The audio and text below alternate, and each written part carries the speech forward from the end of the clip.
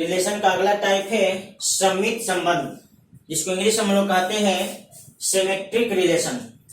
इसको समझ लीजिए क्या होता है। इसमें समुच्च ए पर परिभाषित किसी संबंध आर को हम लोग सममित संबंध कह सकते हैं यदि संबंध आर के अंतर्गत ए बी से जुड़ा हुआ है तो बी को भी ए से जुड़ना अनिवार्य है, और जहां पे ए और बी जो है वो समुच्च ए के सदस्य हैं।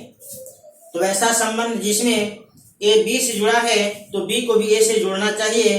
अगर इस कंडीशन को कोई संबंध फॉलो करता है तो उसे हम लोग कहते हैं सममित संबंध। जैसे एग्जाम्पल देख लेते हैं।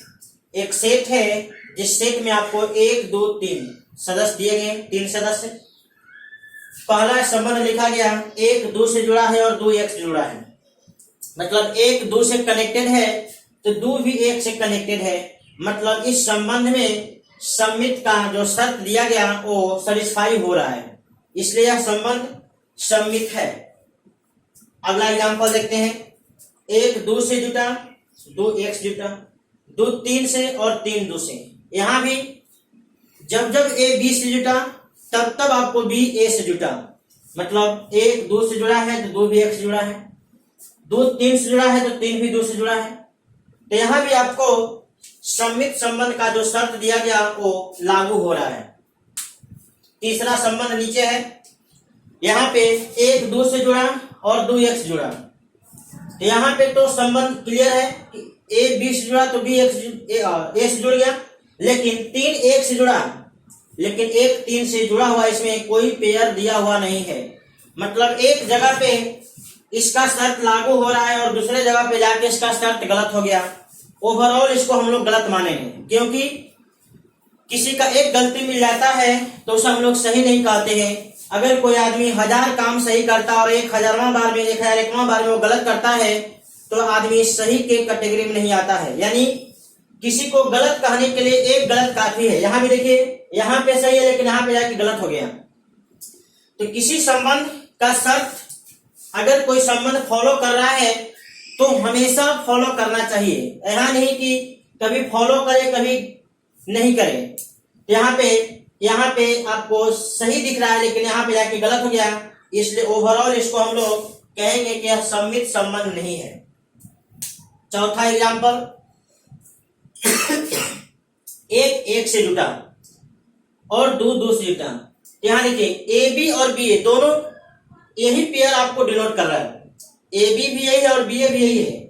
उसी प्रकार से 2 2, यहाँ पे आपको ए बी समझ सकते हैं और बी ए दोनों इसी को समझ सकते हैं, इसलिए यहाँ पे सिमेट्रिक रिलेशन है।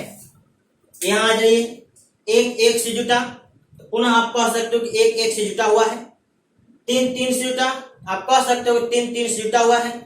लेकिन यहाँ पे 1 2 से जुटा तो 2 1 से जुटा हुआ, इसमें कहीं भी पेयर दिखाई नहीं दे रहा है। इसलिए इसके वजह से 1 2 से अगर इसमें नहीं जुटा होता तो आपको ये सममित संबंध होता, तो इस पेयर की वजह से आपको ये सममित संबंध नहीं है।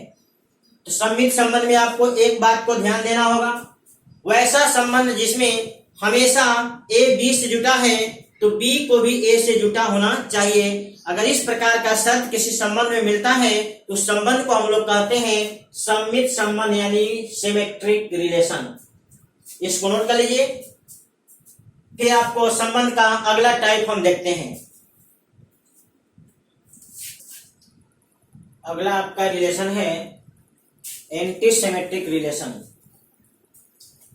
ये जो आपको है एनसीईआरटी के सिलेबस में नहीं है, फिर भी आपको कुछ प्राइवेट किताबों में इसका जिक्र किया गया है, तो हम आपको चर्चा कर देते हैं कि आपको प्राइवेट अगर प्रकाशन का किताब बनाएंगे तो आपको कोई परेशानी नहीं होगा। एंटी सिमेट्रिक रिलेशन, इसमें क्या होता है, समुच्च ए पर परिभाषित किसी संबंध आर को हम लोग एंटी सिमेट्रिक रिलेशन यानी प्रति सममित संबंध कह सकते हैं यदि ए कॉमा बी संबंध में हो तथा बी कॉमा ए संबंध में हो। ऐसा तभी होना चाहिए जब ए और बी दोनों इक्वल हो। अर्थात इसको हम लोग दूसरे शब्दों में समझ लें, यदि ए और बी बराबर नहीं है तो ए कॉमा बी रिलेशन में है लेकिन बी कॉमा ए रिलेशन में नहीं होना चाहिए। तो आपको ये शर्त है आपका प्रति सममित संबंध का। यदि ए और बी बराबर नहीं है, नॉट इक्वल, तो ए और बी का रिलेशन है तो बी और ए का रिलेशन नहीं होना चाहिए। इसको समझ लीजिए एग्जाम्पल से। एक सेट है 1 2 3 जिसमें आपको 3 सदस्य है। संबंध R1 में लिखा गया 1, 2 और 1, 1 2, 2। यहाँ देख लीजिए, यही 1, 1 ए बी और बी दोनों को रिप्रेजेंट करता है। तो यहाँ पे रिवर्स पेयर भी है, यहाँ पे ए और बी इक्वल है। इसमें भी आपको ए और बी इक्वल है तो रिवर्स पेयर भी इसमें इक्वल होता है। अब देखिए इसमें यह रिलेशन है सिमेट्रिक भी हो सकता है और एंटी सिमेट्रिक भी हो सकता है। यह रिलेशन सिमेट्रिक और एंटी सिमेट्रिक दोनों के कंडीशन को फॉलो कर रहा है, इसलिए आप इसको दोनों कह सकते हो। लेकिन यहां आ जाइए, 1, 1 आपको ए बी और बी दोनों इसमें शामिल है। ए कॉमा बी है, बी कॉमा ए नहीं है। ए कॉमा बी है, बी कॉमा ए नहीं है। तो यह रिलेशन एंटी सिमेट्रिक है लेकिन सिमेट्रिक नहीं है, क्योंकि सिमेट्रिक के लिए ये दोनों कंडीशन एक्स्ट्रा हो गया। 2 1 है तो 1 2 होना चाहिए, 2 3 है तो 3 2 होना चाहिए, इसलिए आपको सिमेट्रिक नहीं है लेकिन एंटी सिमेट्रिक है। यहाँ पे आपको एंटी सिमेट्रिक भी है और सिमेट्रिक भी है, लेकिन आपको एंटी सिमेट्रिक है, सिमेट्रिक नहीं है। यहाँ गौर से देखिए, 1 2 इसका रिवर्स नहीं है, 2 3 इसका रिवर्स नहीं है, 2 3 इसका रिवर्स है। तो देखिए यहाँ पे तो आपको सिमेट्रिक का शर्त मिला लेकिन यहाँ पे नहीं मिला। तो अगर मिला जुला कर अगर कहा जाता है सिमेट्रिक नहीं है और यह रिलेशन एंटी सिमेट्रिक भी नहीं है, क्योंकि ए और बी इक्वल नहीं है फिर भी आपको इसका रिवर्स पेयर मिला। ये रिलेशन सिमेट्रिक और एंटी सिमेट्रिक दोनों नहीं है। यहाँ आ जाइए, यह रिलेशन सिमेट्रिक है बट एंटी सिमेट्रिक नहीं है। तो मिला जुला के हम ये देख रहे हैं कि पहला 2 रिलेशन आपका एंटी सिमेट्रिक है और ये दोनों एंटी सिमेट्रिक नहीं है। तो आपको हमेशा ध्यान देना होगा, ऐसा नहीं कह सकते हैं कि यदि कोई रिलेशन सिमेट्रिक नहीं है तो एंटी सिमेट्रिक होगा और एंटी सिमेट्रिक नहीं है तो सिमेट्रिक होगा। अभी आपको एग्जांपल में पता चला कि यह रिलेशन सिमेट्रिक और एंटी सिमेट्रिक दोनों है। यह आपको एंटी सिमेट्रिक है, सिमेट्रिक नहीं है। यहाँ पे आपको सिमेट्रिक भी नहीं है, एंटी सिमेट्रिक भी नहीं है, और यहाँ पे आपको सिमेट्रिक है लेकिन एंटी सिमेट्रिक नहीं है। तो आपको एग्जाम्पल पर निर्भर करेगा कि कौन सा एग्जाम्पल सिमेट्रिक है, कौन सा आपको एंटी सिमेट्रिक है। आप इस तरह से नहीं कह सकते हैं कि वैसा संबंध जो सिमेट्रिक नहीं हो वो आपको एंटी सिमेट्रिक होगा और जो एंटी सिमेट्रिक नहीं हो सिमेट्रिक होगा। यह कहना आपका गलत हो जाएगा। इस बात को आप नोट कर लीजिए। ये आपको एनसीईआरटी के सिलेबस में नहीं है, फिर भी आपको प्राइवेट बुक में दिया गया, इसलिए हम आपको डिस्कस। अगला संबंध का टाइप देख लीजिए, असममित संबंध, जिसको हम लोग इंग्लिश में कहते हैं एसिमेट्रिक रिलेशन। क्या होता है? सेट ए पर कोई एक संबंध डिफाइन किया गया है, वह संबंध आपका असममित संबंध कहलाएगा यदि ए कॉमा बी रिलेशन में है तो बी कॉमा ए रिलेशन में नहीं होना चाहिए for all A and B belongs to set A. Set A का कोई भी 2 सदस्य ए और बी हो, यदि ए कॉमा बी उसमें है तो बी कॉमा ए प्रेजेंट नहीं होना चाहिए। जबकि आपको सिमेट्रिक में चाहिए ए कॉमा बी है तो बी कॉमा ए चाहिए, लेकिन ए सिमेट्रिक में अगर ए कॉमा बी है तो बी कॉमा ए उसमें नहीं होना चाहिए। यदि ऐसा कोई संबंध शर्त को संतुष्ट करता है तो उस संबंध को हम लोग कहते हैं एसिमेट्रिक रिलेशन, यानी हिंदी में असममित संबंध। जैसे एग्जांपल देख लीजिए, एक सेट है जिसमें आपको 3 सदस्य 1 2 3। देखिए यहाँ पे 1 2 है तो 2 1 नहीं है, मतलब ए बी है तो बी ए नहीं है। ए बी है इसका रिवर्स इसमें नहीं है, इसलिए आपका एसिमेट्रिक रिलेशन है, लेकिन सिमेट्रिक नहीं है। या आपको सिमेट्रिक नहीं है, एसिमेट्रिक कह सकते हैं, चाहे आपको इसको एंटी सिमेट्रिक भी कह सकते हैं।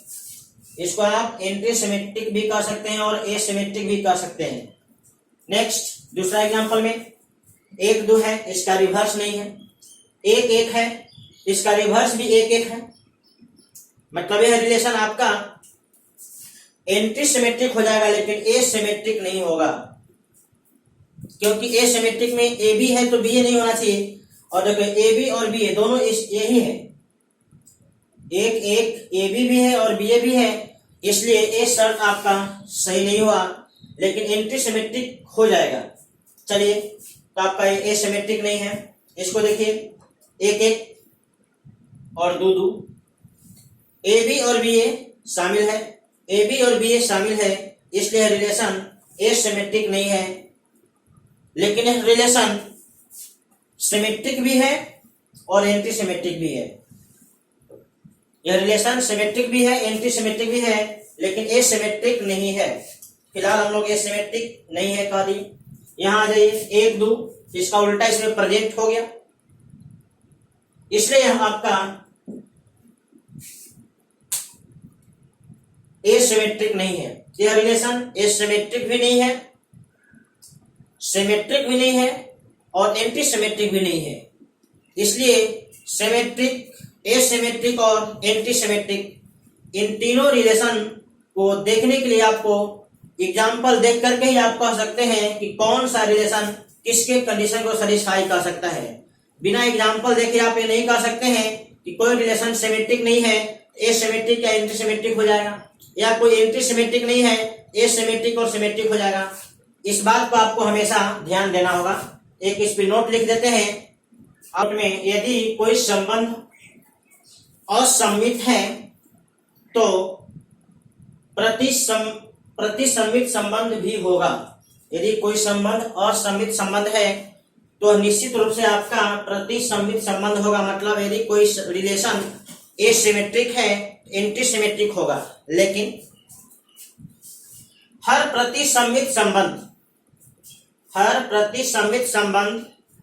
असम्मित संबंध नहीं हो सकता। यानी हर एंटी सिमेट्रिक रिलेशन आपका एसिमेट्रिक रिलेशन नहीं हो सकता। इस बात को आपको यहाँ पे लिखा गया है, इसको नोट कर लीजिए। और इससे पहले एग्जाम्पल में आपको ये सब चीज आपको क्लियर कर सके।